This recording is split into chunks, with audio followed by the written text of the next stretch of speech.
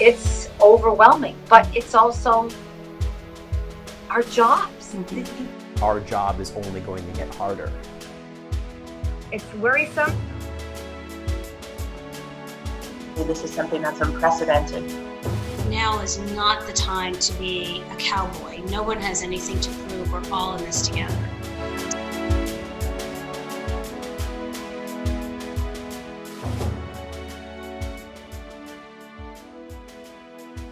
Welcome to Reporting from the Frontline of a Pandemic. I'm Krystin Beaulieu, and I spoke with Nick Spinetto, who works media relations and public relations for a school district in Austin, Texas. He was also a reporter for 13 years, and he spoke with me about the seamless transition that surprises him most when it comes to news coverage during today's pandemic. Here's what he had to say. So right now, my official job title is a communications coordinator, and with that, I kind of facilitate communications between employees and administrators, as well as handle our social media platforms to facilitate communication between parents and our administrators. And it's just, it varies, truthfully, like reporting, it varies day to day. I'm never doing the same thing on a daily basis, which is kind of like, even though I'm sitting behind a desk more than I was before, it's still different. I still get to interact with a lot of people, still get to interact with students, still get to tell stories. I shoot all our video for the school district. I take all our still pictures for the district. I manage 14 different people under me, who they're different people who oversee all our different websites for the school district. So I wear a lot of different hats. Yeah, it sounds like it. On a daily basis, the main part of my job is to really handle social media and kind of put out small fires between parents and teachers. So I know that you said that you write stories. What kind of stories are you now? So you're working. Is it different schools that you kind of you send out the communication for? Whether it's, I don't know, like I know that you said just now that you do write stories. What would that entail? Well, the way school districts in Texas work is it's a little different, because it was different for me coming from New England, especially Massachusetts, where I went, and it was just, the town had just a small public school system. Whereas like the school districts in Texas can encompass several different towns, multiple different schools, whether it be a school versus a public school. So for me, I work for one school district, but there's 17 different campuses in the school district. Wow. For more than 12,000 students. So it's not super big. It's not like Austin ISD, which has like more than 1 million kids, and multiple different schools. But we have different elementary schools, different middle schools, different intermediate schools, different high schools. And in terms of the stories I tell, just the best publicity you can get is the publicity you generate yourself. So for me, what I do is I just really try to focus on all the positives that are happening inside our classrooms, sell best stories, celebrate what the teachers are doing well, because those are stories that like people want to hear. Like, oh, why can't you tell us the good news? Why can't you report on the good stuff that's happening in our community? Well, if you're working for a news station or a newspaper, there's not really a lot of time for that. So what I do is I report and tell those stories and just blast it out over our websites, blast it out over our social media channels, and we'll send it to the news stations and the newspapers, and they'll either just reprint what we did. They'll take some of the pictures that I took and just take some of the quotes that I got, or if it's for a TV station, they'll just take some of the video and some of the sound bites I got. So a lot of positivity being put out into your community where you are, it sounds like, when it comes to the work that you're doing. Yeah, we try to, because we can control the narrative a lot better inside than from outside. So we can control the narrative. We can put out there what we want to. We're not, and by me saying that, I'm not trying to say we're spinning stuff. It's just that we're focusing on the good and the best of what is happening in our school districts, as opposed to the bad. And of course, if something bad happens, like a bullying incident, we'll put that out there. We'll have to, tell people about it, and hopefully we'll learn something from it. But in general, yeah, a report. And I still say report, and I still sometimes call my office a newsroom just out of habit. Yeah. But it's just, yeah, you just talk about different things that are happening in the school district. Like the fun stuff is the first day of school, like going to a class, and it's these kindergartners' first day ever, seeing them cry, which, just seeing those like tender moments between a parent and a child, and, kind of you just taking pictures of that, getting video of that, and just putting it out there, celebrating what's happening in our school district. Right now, it's really difficult because of everybody being home and everybody trying to wear multiple different hats. I know that I've been seeing a lot of teacher drive-bys. I know that they just did one. I'm from Tiverton, Rhode Island. They just did one in my town yesterday, where teachers will drive by and kind of students will stand outside in their yards and they'll like hold up posters saying, I don't know, Miss Brown, Miss Case, I miss you, and stay safe, stay healthy. Would something like that be something that you would cover where you are? Or have you been seeing anything like that done so far where you are? Yeah, we haven't done that in our school district, the school district where I work, but my kids' school district has done that. Wow. They did this elementary school they go to. All the teachers got in their cars and they did like a little parade through different neighborhoods that served the campus, served that school. Mm-hmm. Did the kids wrote posters like "thank you," and the teacher did like live FaceTiming from their cars to just kind of communicate where they were on the parade route. And so other campuses, other schools are doing that, and other school districts are doing that. But we are, where I work in Bastrop ISD, we have not done that yet. Yeah, it's a cool thing. It is, and it's something that I think we're going to hopefully do down the line. But right now, we're still trying to dot all our I's, cross all our T's, especially with distant learning, because that's a real struggle. Because the district that I work in is predominantly socially. I think I told you this in the email. It's just socially economic. There's a lot of disadvantaged people financially in that area. So there's a lot of people who don't have devices, whether it be a smartphone or a laptop. So we're really trying to focus on getting that technology inside their homes, trying to create hotspots for them so these kids can still do their learning and still have those resources and be able to keep up with their schoolwork and stuff. So I think once we get all that figured out and get that done, we'll try to do a little bit more of the fun stuff. Right, I hear what you're saying. Yeah.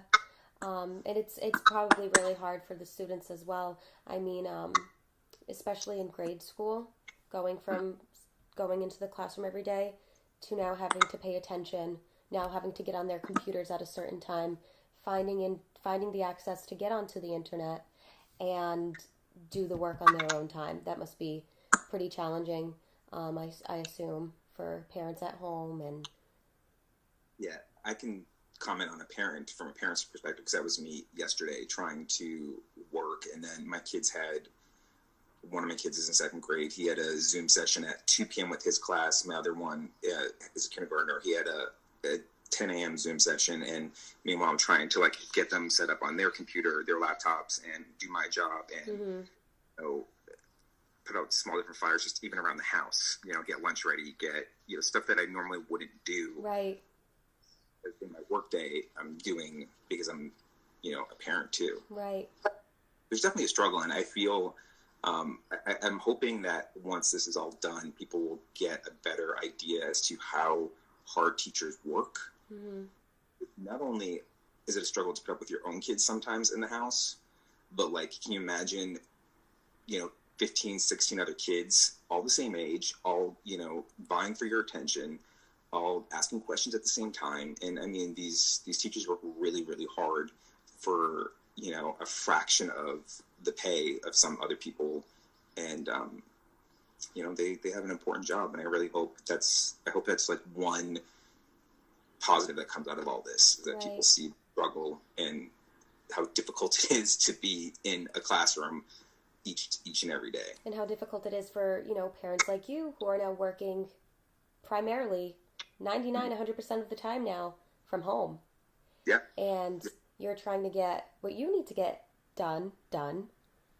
And you also have now your kids at home that have their own schedule and have to do their own classrooms. Right. And have to do, Yesterday I was trying to edit a video, just a positive video that our school district is putting together with different teachers and different administrators from the campuses, and I couldn't even edit it really because I kept getting interrupted, and it's so hard to, just like trying to cut sound supposed to be, add music where it's supposed to be, and then have a little kid in the background asking 40 different questions. So it's a struggle, but everyone's making it work. Yeah. So with your experience working in a newsroom for a while, being a reporter for a while, and you still do reporting, in my opinion, it's just different. It's different, yeah. But when you turn on the news and you watch everything going on, and what has surprised you? Because you know how stations work, you know how, once the cameras get rolling, how things work in the studio. What do you think has shocked you the most about how they're handling news coverage? I think what's shocked me the most is how well the majority of news stations are handling the coverage. I think they're doing a really good job of, broadcasting from home, which honestly, 10 years ago, you would have needed a live truck and, maybe 2 or 3 other people to do that. But now, you're able to do it from your living room with no problem with an iPhone and a light. So, that's actually, just from a technical standpoint, that's really surprised me, just being able to get the news coverage and product on with limited resources. And reporters have been doing that forever, just because the resources are always sometimes limited in newsrooms. But in terms of actual coverage, video wise, what stories are being told, or is that what you're asking more so? Yeah. So you kind of, having worked in newsrooms before, having worked in different studios, you are someone who would know, I know, kind of watching the news here, there'll be people who are usually co-anchors sitting at the same desk together, and one will be off, to the side at a plasma screen at a different area, and the other anchor, who's usually the second person, is kind of just there sitting at the desk. So you are someone who would know a little bit, about how that can be challenging. And I guess it surprises me when I see that now weathermen are giving weather reports from their backyard. Yeah. And, you'll see their dog run by behind them. Mm-hmm. So, you can, knowing kind of a little bit about how it works, you can sit at home and you can watch TV and you can say, wow, I know what it took for them to do that, or I wonder what it took for them to do that, or that's different. So, I think one of the things that have shocked me the most is how well co-anchors have been able to communicate with each other. I know that, they'll have had pieces in, and they'll usually be able to hear each other, but it's still different, you're so used to having that person on the side of you right there. So, that's kind of... I was going to agree with that. I think it shows a testament to, how strong of a personality and how dynamic a news anchor has to actually be to be able to hold someone's presence when they're actually not even... obviously the person, they're usually holding people's presence when they're not in the room because they're talking to viewers every day. But when you're used to communicating with someone who's 2 feet from you, and you laugh, you joke, you have that camaraderie, that can't be faked, So I think still being able to have that magic and still being able to do that remotely while one news anchor may be sitting in their living room and the other news anchor, whether it be in the studio or their home as well, still being able to put that product on seamlessly and still be able to have that camaraderie and still be able to make people feel good about the situation we're in. That's really surprised me a lot, because I feel like hopefully people will have more respect for the work journalists do, especially time we're in with, quote unquote fake news and all that other stuff where, the media is the bad guy. These people are putting their lives on the line every day. Yeah. They're trying to tell stories from hot spots, ground zero of wherever their coronaviruses or COVID-19 isn't in their area. It's not an easy job, and I think that surprised me the most is how the media has really stepped up to meet the demand of the people and to get that news out in the best possible way, and still communicate effectively and still do it, with dogs running in the background. I think I find that a lot. I find that more endearing, actually. Yeah. They're people too, and they're going through this just like you. They're working from home just like you. They're putting up with their kids in the background just like you. So I think that's really, truly, I think what surprised me the most about all this is just how the industry's really been able to adjust to this pandemic and really change. The landscape of the industry is going to be forever different. I mean, people can broadcast from their homes. Why would a news station spend, $80 million on a set? Yeah. So it's going to be interesting to see how it plays out. The evolution of, television and digital media after all is said and done. I never thought of it that way. Mm-hmm. Yeah. Yeah. From being in a newsroom, I understand the technical side of it, and I understand, what it is to sit in a morning meeting, and after an editorial meeting, having to go to point A to point B to point C, back to point A. A lot of that doesn't necessarily have to happen anymore because of electronic, cell phones and just digital media, and the fact that we're able to, do an interview, 2,000 miles away, and you're able to edit it, when we're done, you can just upload it from your phone to your, editing equipment. It's just, the landscape is just going to be forever different. And I just hope people still remember, how hard journalists work, because it may seem a little bit easier now in terms of the resources you have because of all the electronic stuff that you have, but fundamentally the job is still difficult, and you're still on the front lines of, tough stories, emotional stories. You're still having to ask those tough questions. So I think it's going to be interesting to see how everything plays out, but I've really been surprised by how well reporters are doing and really putting their own lives on hold to step up and tell these stories. Yeah, I agree. So for all of my classmates who will be watching this interview, do you have any advice for people who want to go into reporting right now, new graduates, people who eventually want to be anchors, they want to be working in the studios, at a time like this with everything going on? What's a little bit of, a piece of advice that me and my classmates can kind of take? As cliche as this sounds, just don't give up. Really, you're going to get a lot of no's, and for every 3 no's you get, you're going to get a yes. Just have a lot of determination, have a lot of grit. Really get your skin, really develop a thick skin, because people are going to find a reason to not like you for so many different reasons. Whether it's your shirt, your glasses, your hair, the way you talk, your teeth, the color of your shirt, to the way just where you are. People always have a complaint. So I would just say develop a thick skin. Really, if your passion is telling stories and you keep getting a lot of no's, just think of a different way to tell a story, whether it be through a blog, a vlog. Own your own narrative is definitely what I would tell people. Own your own narrative. It's your story. You're out there trying to tell other people's stories, but through that whole process, you still have to tell your story. That's one thing that I felt like I was losing as my career was moving on, and I was going home every day, realistically tired and sometimes burned out from the emotional, just the emotional weight of the day, from having to, cover a death or having to cover a toddler's death, stuff that you may not think about while sitting in your classroom right now, but is going to be something you're going to be presented with at some point.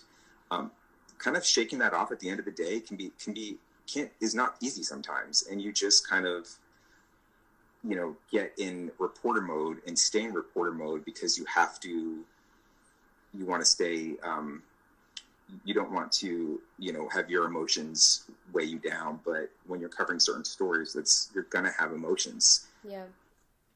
I think when going back to owning your own narrative is, I just came to a point where I wanted to be able to live the story that I want to live and tell the story that I want to tell with my actions, with my job, by being a more hands-on dad, by just doing different things that wasn't just all about news. Yeah.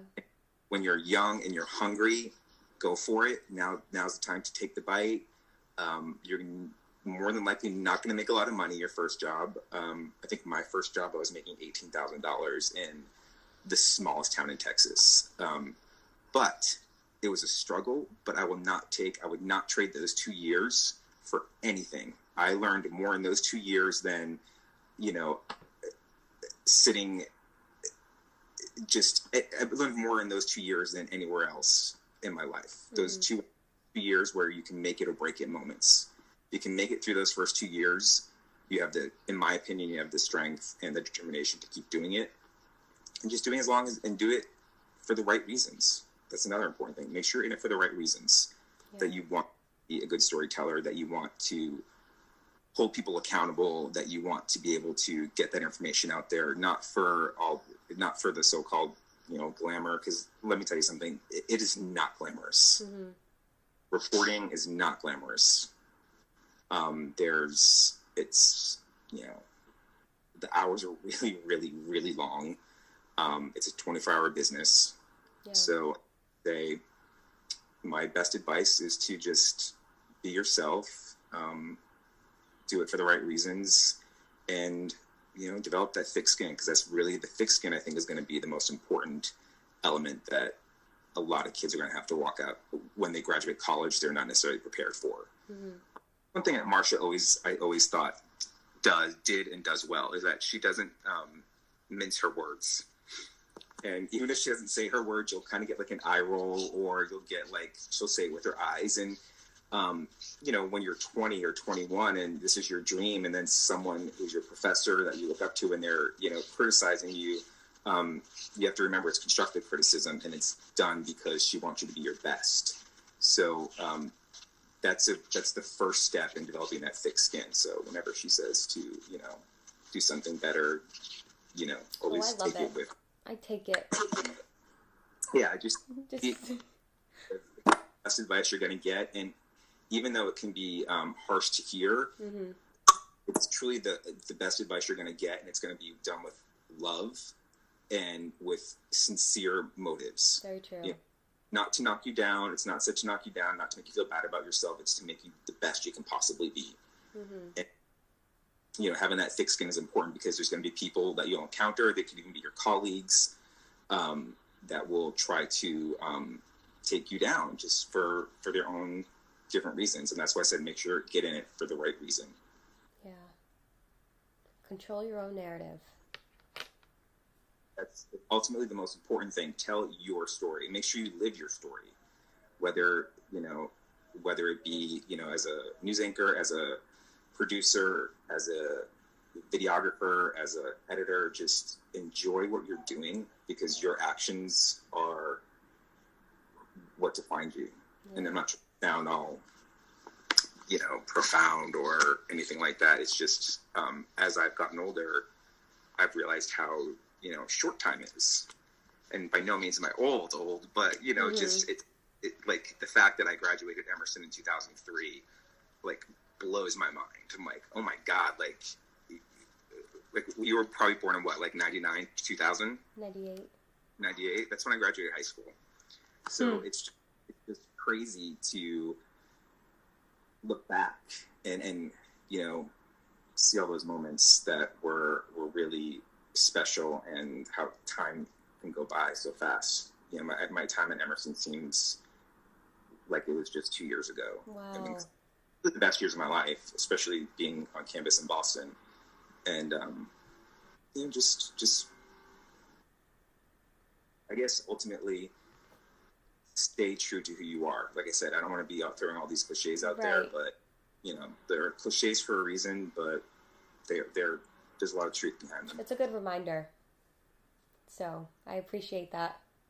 Yeah. So you play very easily. Yeah, I can see how.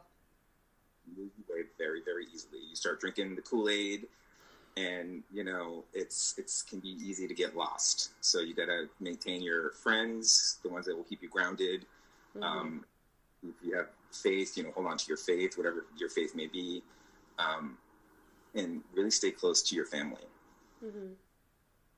Get your back. And going back to my first job in Texas, like that's where I developed a lot of close friendships right after college, because we were all in the same boat, and those people are still my family, even though we're not related, and even though it's been 15, 16 years. Yeah, we'll pick up the phone and call them like it was last week. Wow. Kind of struggling through our first Thanksgiving, working our first Thanksgiving together, working our first Christmas together, working our first New Year's together. Those are all the first that we're in it together. And when you're not near your family or your friends, it's good to be in a good newsroom where you have that support system, and you're going to develop those friendships by always being true to yourself and not compromising or selling yourself short to live up to someone else's expectations. Yeah. All right. Sorry to keep going. This is No, you're fine. I'm loving this right now. Like there's always one of you. There's 20 million other people with your name, but there's only one of you. Mm-hmm. That's where you go in telling your story. There's only one of you. You're here for a short amount of time. Make the best of it. If someone says, like I said, someone says no, go to someone who's keep being persistent until they either say yes or come to a compromise. Because it's really important, especially in this day and age where you're seeing life change so quickly. It's really important to stay, like I said, true to yourself. Mm-hmm. Because at the end of the day, you don't want to look into the mirror and say, who am I? Right. I feel like it helps me to remind myself why I'm doing what I'm doing. Mm-hmm. Remind yourself why you are maybe telling someone else's story, or why your whole day, like you have said, you might get, or you have been caught up in telling other people's stories that you kind of start to wonder, what is my own story? When you're working 6 days, there isn't time for your own story. Yeah. Because you're getting up, you're, trying to find a story idea. You're trying to put that story idea into action. If you have a live shot at 4, a live shot at 5, a live shot at 6, sometimes now 7. Mm-hmm. That's 4 newscasts in one day. My last television job was at a Fox O&O, and it was here in Austin, Texas. And I remember on the daily, I was doing about 30 live shots every morning. Oh, wow. And it was so emotionally draining, because you're constantly on, you're constantly your mind is constantly going, and it's really early. I mean, sometimes your internal clock hasn't sometimes, your internal clock isn't up to speed with where you are at that point in time. And it can be a struggle, but you got to just push through and do it. Yeah. Well, I can take a lot from that, and I'm sure my classmates can as well. I kind of like that enough where I just want to, put it on the cover of my planner or something, like something I look at every day. Control your own narrative. Just a friendly reminder. It's true. It's the reason why you're doing what you're doing. Yeah. I would like to thank Nick Spinetto again for taking the time out of his schedule to do this interview with me. And I would also like to thank all of you at home for watching this episode of Reporting from the Frontline of a Pandemic.